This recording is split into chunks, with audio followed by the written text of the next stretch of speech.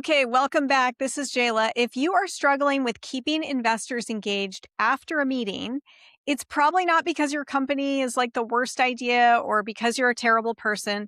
It is most likely because investor meetings are a stress test and they are designed to reveal how well you know your market, how well you know your business, how well you think under pressure, how you think about risk, how professional you are, and honestly, if you are really built to handle the chaos ahead. And if you ramble or you scramble, you're probably leaving that meeting and getting silence. So in this episode, I am breaking down what investors are really looking for in the Q&A, how to be prepared to answer anything professionally, confidently, and in a way that's going to increase your odds of getting that next intro or that next meeting or that check. Let's get into it. Okay, before we get into the nitty gritty, let's talk about why this is important. So, nailing these investor meetings is important for multiple reasons. Raising money is not easy, and anyone who tells you otherwise is totally lying. It is a game of preparation, it's a mental game, and it's a stamina game. And when you walk away from a meeting feeling like you totally blew it, it is the worst feeling. I have been there and I have seen it stall an entrepreneur's momentum, like stop it in its tracks. And even if you keep going, it can leak into your next meeting, causing you to show like subtle hints of desperation. And we all know that is not good at all. So when I first started pitching investors, again, I've said this a million times, but I literally had no idea what I was doing. I'm guessing if you are like where I was at, I had this deep conviction in what I was doing. I knew deep down I could do it. I knew I could make it happen. But on the surface, I felt like everybody else knew something that I didn't, especially when it came to fundraising. I didn't feel like I was part of this like startup bro club. And that would sneak in as these like little slivers of doubt in my confidence at times, especially when I was meeting with an investor who was like, former founder who had 10 exits and made $1 billion and started 4 VCs. And, that can be really intimidating if this is your first venture and you really don't know what you're doing. You just know you have something you believe in so much that you have to make it happen. So, what I did and what I fully believe is the best way to attract investors and hold their interest, since the thing that worked for me is being completely prepared. So, I knew I could hold my own when I was being compared to these stereotypical startup bros, if I was totally and completely prepared and I knew my shit inside and out. So that is what I did. And that's pretty much honestly how I raised my first angel round of 450,000, how I did it again and got the deal with Mark Cuban when I went on Shark Tank, especially because I went on that show when I was in a crazy, desperate situation. But I did not let that come through. And I was able to pivot the issues I had in my business and present them in a way that did not come across desperate. And I could maintain my confidence and my composure, which is super important, especially on that show. I've seen people who went on the show not prepared and it was not fun, not a good situation. So same thing, even aside from the show Shark Tank, even in an investor meeting, any investor you get in front of, you want to come across professional and prepared. So let's go through some of the things that you really need to know. Um, and there's so many, right? It's hard to cover everything. Every company is different. Every market is different. Every entrepreneur's background, their skill set is different. Their team is different. So there's a lot of variables, right? But I'm going to kind of talk about just the core of some of the things that are super important. Numbers. So one of the things I had somebody comment the other day on a LinkedIn post, and they were like, "Do you really get decks, pitch decks from people where their numbers don't make sense?" And I'm like, "Yeah, 80 to 90% of the pitch decks that I see, their numbers are not ready to be put in front of investors. They are not checking the boxes of what investors want to see." And again, you can have projections. Everybody knows they're not going to be accurate, but you're showing a story with your numbers and you're showing thought process. That is the most important thing. And you're also showing a balance between, growth and setting big goals and also being somewhat realistic. And the timing plays a factor in that.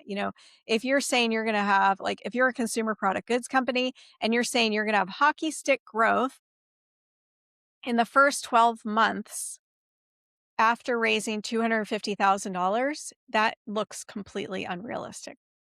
I mean, maybe you have some, secret magic potion that's going to get you there, but 9.9 times out of 10, that is not going to work, right? So they want to see that there's reality along with ambition. In terms of numbers, obviously revenue projections. I mean, I see decks come through you guys without revenue projections. That is a really important thing. If investors are going to give you their money, they want to know that you have a plan to make money and you at least have a plan to grow incrementally. And again, it's going to change, but you should have revenue projections. Burn rate. This is a really important one because they're going to ask, why are you asking for a certain amount of money? And for me personally, it depends on the industry, but when I see the funding, like you're gonna go out and you're gonna raise $500,000 or whatever, and if that's only gonna last you 12 months and then you're like completely out of money, that is not a good sign because I know you have to start raising that next round 6 months from now, and the months just go by so fast. So, what's your burn rate?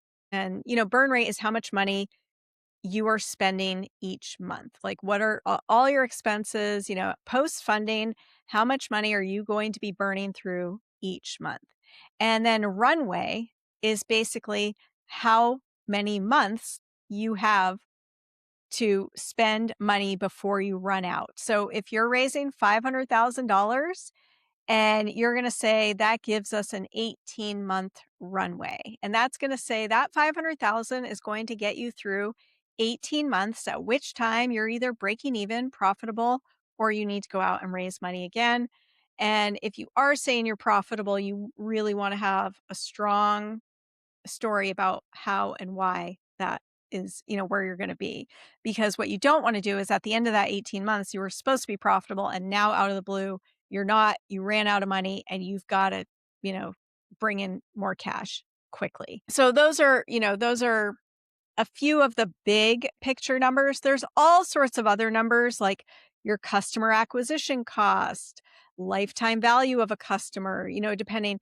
And a lot of that stuff, honestly, you guys, in the early stage, you don't know, but you can still talk about how you're thinking through those things. So if you say our customer acquisition cost is this, and you've only got 2 accounts and, sold a few things, you really don't know what that true number is, but you can talk about how you are going to determine, how you're going to learn what your customer acquisition costs. You can have a target. So again, how you talk about these numbers is really important. So you don't want to just memorize them. You want to understand the story they tell. And again, if you can't explain these things at all, you're not ready. So you need to be ready to address these questions. It doesn't mean that you have to have a firm, concrete answer for them, but you need to have a narrative around them when you get asked. So that's the really, really important part. So the next one is like the why now question, right? The why now narrative. And so investors, they're not looking to back just the idea, they're backing timing in the market, what's happening in the world, culturally, that makes your startup urgent and makes what you're doing kind of inevitable, right now. So is there proof in the market of this trend taking hold? Are there other companies out there who are doing what you're doing and there's room for competitors? So again, sometimes I learned the hard way, being first is not always best, but even though there was nothing like my product exactly, there were other companies in the market that were doing something slightly similar that showed proof of that trend taking hold in the market. So you really want to make sure you have a good narrative around the why now question, because that can be really, really important. Um, I think this is a big one. Expect to be at, especially in consumer product goods, what stops someone from copying this? And again, you don't have to have a perfect answer, but you have to show you've thought through this and it needs to be pretty solid because this is a big one and you'll lose them if you don't have that. You know, Obviously in the tech world, it's a lot easier to do that and protect whatever you're doing. Typically in the consumer product world, it's going to be a little bit more around maybe your story, your secret sauce, your founder story behind it. That goes a long way. That can actually, do a lot. You might have a secret recipe. So whatever, or a marketing strategy or a unique marketing partnership or something like that. So whatever it is, you need to be able to articulate clearly, and again, it doesn't have to be perfect. And you also, if there are risks there, be honest about the risks. That's okay too. But you need to be able to articulate and answer that question really well. So let's talk about risks because I think this is a huge one. Every startup has red flags, every single one. What I like to do and what I really strongly suggest is address them before the investor does, right? So I did this on Shark Tank. It shows self awareness, it does not show weakness. So you want to understand your risks and you want to weave responses to those and how you're addressing those throughout your pitch and throughout your Q&A because then it avoids this thing of, for example, if I'm sitting there listening to a pitch and I happen to know the market. I am sitting there and all that's going through my head are risks, risks, risks. Like that's literally what I just keep thinking. But what about this? What about this? And so if someone is addressing those, in the conversation, in their pitch, in the Q&A, it makes me feel a lot more comfortable that they know what they're getting into and that they totally understand where they're at, where the market's at, what the risks are. And it gives me a lot more confidence that they know what they're doing and honestly that they're going to be successful. So I would say those are the big four. Again, there's a million questions, but knowing your numbers, knowing how to tell that story, being prepared with your why now narrative, what's going to prevent someone from copying you, and how are you talking about risks throughout your pitch and throughout your Q&A. So now how do you get prepared? So that's kind of the nuts and bolts of the content of the questions or the answers to their questions. The next part we're going to talk about is delivery because this is super, super, super important. And basically, how do you get prepared? And there is only one way, and it is practice, practice, practice until you are blue in the face. And trust me, if you practice like crazy, nobody is going to walk away from that meeting and go, oh, they practiced way too much. I am not interested.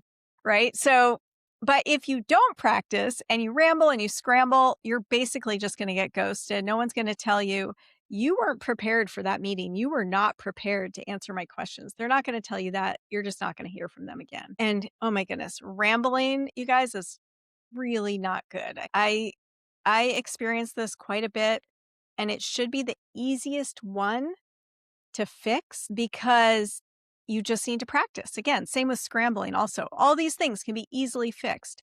And it's a it's a nervous situation sometimes when you get in front of these investors, especially if you're feeling desperate, especially if you're feeling like you've had so many meetings and you're not getting progress. It is such a mental game. And you need to practice and be prepared so that under that pressure, you can still deliver calmly, confidently. So, calmly, confidently, and concisely. I would say those three things are the most critical aspects of delivering both your pitch, but especially in the Q&A also. And they're really difficult to do those things, you guys, if you haven't practiced. So, okay, how to practice. So practice being grilled. Have a founder friend or a coach or somebody rapid fire, tough investor questions. And that might not actually happen in your investor meeting, but it's going to prepare you for that like most intense stressful situation. And then when you get into an actual investor meeting and the Q&A is a little bit more like a conversation, you're going to do great. You'll crush it. So practice, have people rapid fire. It's going to force you to think faster, think on your feet, and answer things concisely and get to the point quickly. Super, super important. So don't fully memorize your answers. You instead want to train your brain to think clearly under pressure. Because here's the thing, when you walk into a pitch meeting and when you know what's coming in the Q&A and you know how to answer with clarity and confidence, you flip the power dynamic. You are not begging for money. You are interviewing them to some degree, right? And you're seeing who deserves to be at your cap table because all the nerves are gone and you're not worried about, like, am I answering the question correctly? Oh my goodness, I just totally rambled. I don't know if I actually answered their question. Did I understand their question? That's another thing. Don't be afraid to ask them to clarify their question. If you're not sure, just don't assume and go down a rabbit hole. It's much better to say, I just want to make sure I'm understanding your question and repeat it to them. And they'll be like, yeah. And that again is part of being professional, right? So that's a really normal professional thing to do. And they'll appreciate that rather than you assuming you understood their question. And then you go down a rabbit hole and they're sitting there kind of rolling their eyes, underneath. So all that to say, super, super important. The Q&A is arguably, you might get through the pitch. You might have a beautiful pitch deck. You get the investor meeting. You prepare your pitch. You've gotten coaching. You've gotten feedback. What to pitch and how to do that. And you're able to kind of get that across confidently. The Q&A, you guys, that is where you can completely lose it. And it is so important. And I've seen it happen so many times and I've been through it. And the way I nailed it is by practicing like crazy. So if you want to walk into investor meetings like ready for anything, I made something for you guys. And the reason I did this is because I have seen so many entrepreneurs below investor meetings. And I'm just like, oh my goodness, why? This should not be the part. This is fixable, right? But what I did is I'm kind of old school. I'm still a little old school in this sense because I think it is, I think there's some mechanism with your brain that when you write something down or you physically see something, you absorb it differently than if you're just reading it on a screen, right? I'm sure there's some studies around that. I feel like I've heard them. I have no idea what they are, but I believe it. So anyway, when I was practicing for my first round with angel investors, as well as going on Shark Tank, I used a physical deck of flashcards, Q&A flashcards. I wrote them all out on index cards and I practiced like crazy. And I would go in there and it really helped me to speak um more confidently and be articulate, and it helped so much I can't even tell you guys. So I actually created a deck of flashcards, 100 investor questions, you guys, and then there's like a 10 blank ones at the end. Actually, I have them right here. Isn't that fun? And there's also prompts on the back. So there's a how to use these cards. There's all the questions on the front. And then on the back, I've got hints of how to answer each question and frame it in the way that an investor is looking for. So this is like really good information. And I truly believe that doing this with a physical deck, and then you can write your answer on the back. I don't know where my camera is here if you're watching on YouTube. But basically, there's space to write your answer on the back. And the beauty of that is that this isn't, a giant Word doc to write your answer. It is forcing you to be concise and write your answer in, whatever it is, a small section here that is going to force your answer to be concise. So I've got prompts on there that help you prep clear, confident answers. You can use them solo. You can use them to let someone, drill you. But either way, I promise you, these will help you show up sharper and calmer and ready to own the room. So either write out your own, make your own, or go to the link in bio. You can buy them on there. It's a physical deck. It'll ship to your house. They'll ship anywhere in the world. And I really know that these are going to help you guys out. It worked for me, and you don't want to blow the Q&A. You don't want to keep getting ghosted. You got to get that funding so that you can keep focusing on building and growing and make that dream a reality. So, hope that was helpful. We'll see you guys next time.